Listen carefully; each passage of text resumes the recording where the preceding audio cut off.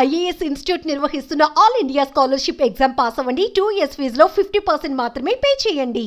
పూలతోనో పాలతోనో పంచామృతాలతోనో అభిషేకం మీరు చూసి ఉంటారు. కానీ కారంతో అభిషేకం ఆ బాబా ప్రత్యేకత. ఒంటిపై ఎలాంటి షర్ట్ వేసుకోకుండా 50 కేజీల కారాన్ని నలుగు పూసుకునే విధంగా పూసుకుంటారు. ఏడాదిలో ఒక్కరోజు మాత్రం కారాభిషేకం చేసుకునే బాబా కోసం భక్తులు తరలి వస్తారు. ఇంతకీ ఎవరు ఆ బాబా? కారంతో అభిషేకం ఎందుకు?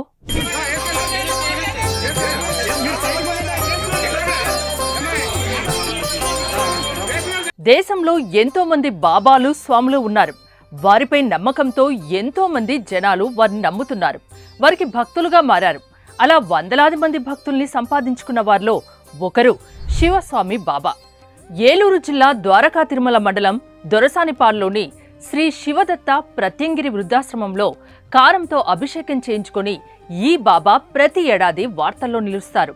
తాజాగా మరోసారి శివస్వామికి భక్తులు కారాభిషేకం చేశారు.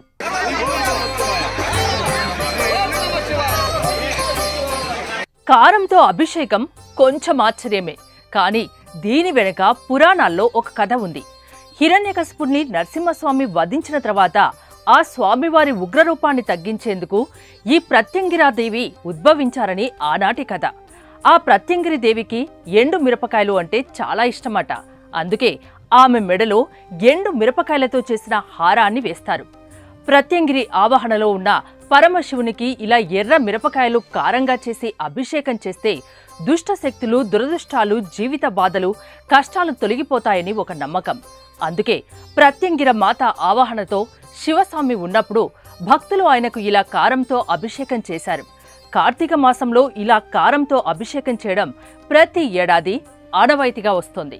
కారాభిషేకానికంటే ముందు మొదట స్వామీజీకి స్నానం చేయిస్తారు. పూనకంతో ఉన్న ఆ స్వామికి ధూపం వేసి కూర్చోబెడతారు. ఆ తర్వాత ఓం నమః శివాయ అంటూ శివనామస్మరణ చేస్తూ భక్తులు ఆయనకు ఇలా కారంతో అభిషేకం చేస్తారు.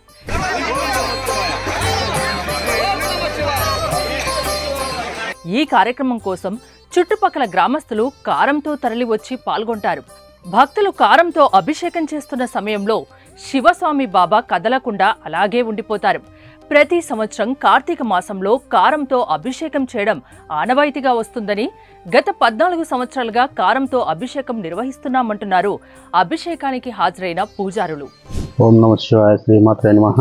గత 19 సంవత్సరాల నుంచి ఈ ప్రత్యంగిరి హోమానికి సంబంధించి ప్రత్యంగిరి అమ్మవారి యొక్క కారం అభిషేకం అనేటువంటిది మా ఒంటి మీద చేయించుకోవడం జరుగుతుంది. ఈ జరుగుతున్నటువంటి కార్యక్రమం అనేటువంటిది ప్రజలకు ఏ విధంగా ఉపయోగపడుతుందయ్యా అంటే, ఈ ప్రజానికంలో ఉండేటువంటి శుద్రమాంత్రిక తత్వాలు, లేనిపోయిన ఆడంబరాలకు పోయి లేనిపోయినటువంటి కొని తెచ్చుకున్నటువంటి కొంతమంది అనామకులకు ధనధాన్య వస్తువాహనాల కోసము, ఈ వస్తువాహనాల్లో నష్టపోయినటువంటి దానికి విజయవంతం చేకూర్చుకోవడం కోసం ఈ తల్లి యొక్క పూజలు చేయించుకోవడానికి మా దగ్గరికి వస్తూ ఉంటారు.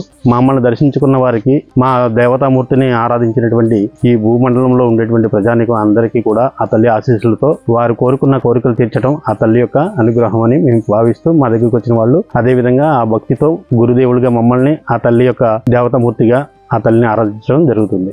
ఏది ఏమైనా కారాభిషేకం బాబా వీడియో సోషల్ మీడియాలో వైరల్ గా మారుతోంది. మరి కారాభిషేకంపై మీ అభిప్రాయం ఏంటో కామెంట్ చేయండి.